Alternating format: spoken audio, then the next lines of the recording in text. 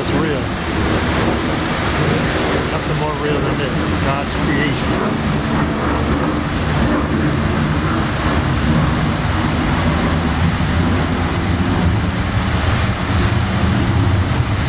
I like to come here and cleanse my mind.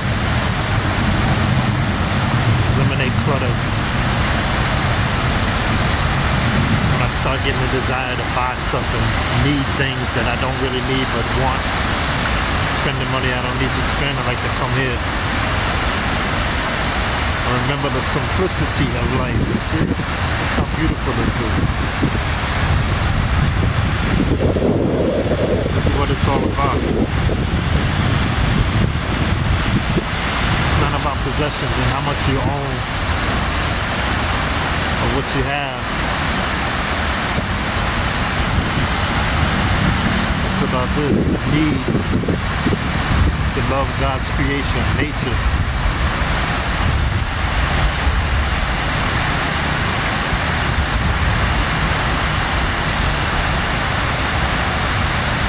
Did you know most of the stuff you have in your life, you don't need it, you just want it?